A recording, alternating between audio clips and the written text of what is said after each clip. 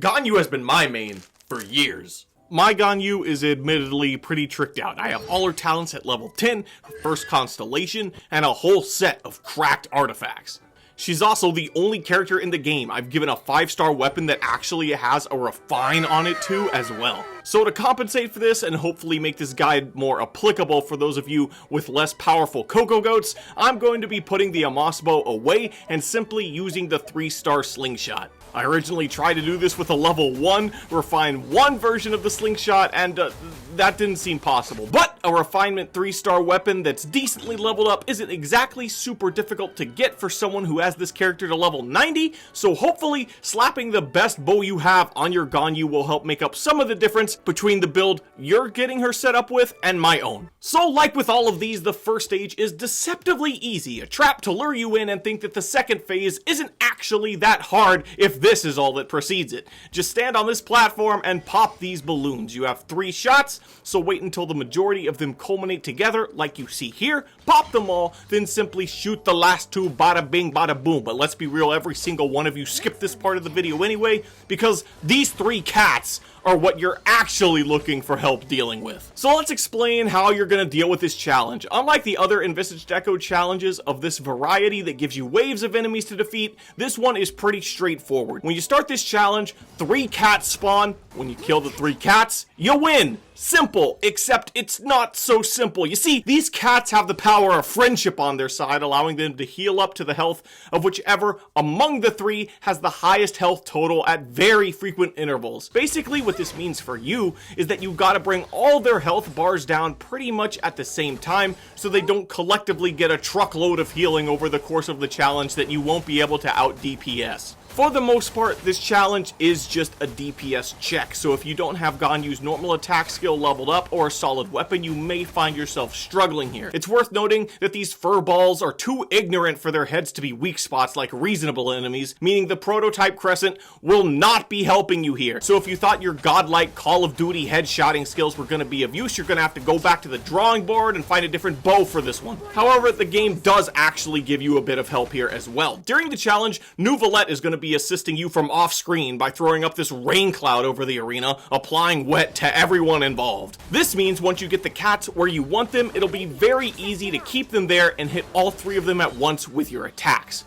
We'll talk positioning in a moment, but throughout the challenge you do need to try your best to keep these cats under this rain cloud the entire time. It's trickier than you'd think because this rain cloud moves for some reason. You have 75 seconds to complete this challenge, and when you start, it will spawn on the opposite side of the room to where you enter. When the timer hits 45 seconds, it will move towards the entrance to the room, and when the timer hits 10 seconds, it will move back to where it initially was. Given you're going to want to be freezing the cats to keep them in place, coupled with the fact that when the cats do move, they take longer to haul their butts across the room than it takes Ningguang to use her normal attacks, you're going to want to try to keep them grouped up around the very center of the room throughout the challenge as best you can. That's the basic premise of the challenge, so let's get into what exactly you're gonna have to do to beat it. When you start the challenge, the cats will spawn to your left, your right, and directly in front of you. Even though you're closer to where you ultimately want to get them at the beginning of the challenge, I found the placement of the one in front of you makes it awkward to lure him close to the other 2, and I found it much easier to just lure them to him. It'll be a while before the rain cloud moves anyway, so what you're going to want to do here is run immediately behind the one that spawns directly in front of you and use your ult. Use your elemental burst. The reason for this is because you're going to use your elemental skill immediately after, right on top of him, to taunt and lure the other 2 cats to his position. He's going to body block them if they try to pounce in his direction, making this a much more consistent way to group them up than trying to lure them to the center with just the taunt of your elemental skill alone. Given that this challenge is a single wave, you don't really have to save your ult, your elemental burst, for any kind of specific strategy. It's best to use it immediately to take advantage of the ult charge that you'll be getting from using your elemental skill. Remember that Ganyu has a passive skill that gives her a huge 20% cryo damage bonus when she's standing in her ult's AoE, so never step out of it while it's active. But then you just start blasting, doing your best to always be shooting at whichever of the 3 has the highest HP to minimalize their healing. While you're doing so, it should be relatively easy to move around while you're keeping them frozen, so work your way back around them going to the center of the room. This way, when they do get time to move in between your shots, they'll slowly be moving towards where the rain cloud is going to go when the timer hits 45 seconds. Keeping them in this rain cloud while simultaneously aiming for whichever has the highest HP is the hardest part of this challenge, so whenever you use your elemental skill throughout the challenge, make sure you always put it more towards the side of the room that you're going to be trying to lead them to, towards where the rain cloud is going to go.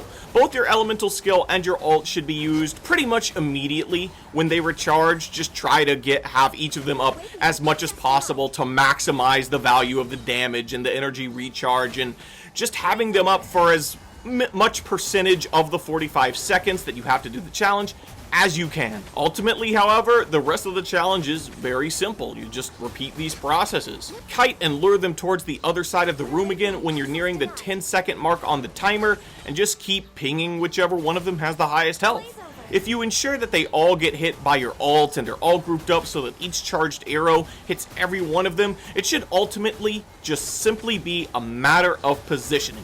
It's not that tricky to get down once you've given it a few tries. However, like I said earlier, this challenge is more of a DPS check than anything. If you're managing to hit every cat with every action you do and managing to keep them under the rain cloud throughout the entirety of the challenge and you're still having trouble, you may want to look at switching around your artifacts, giving her a different bow, maybe investing in leveling up her normal attack to get that attack, that crit, as high as you can. I understand you probably could have figured that much out yourself, but I do hope you're able to take advantage of the positioning that I've explained here to help get yourself a successful run. All of my attempts to get this Echo, as well as my Imaginarium Theatre run for the month of January 2025, were all done on stream, so check out the VOD in the description below if you are interested in checking that out, or if you think watching my learning process, watching how I eventually got the Echo, might help you work it out for yourself if you are still struggling. Good luck, goats.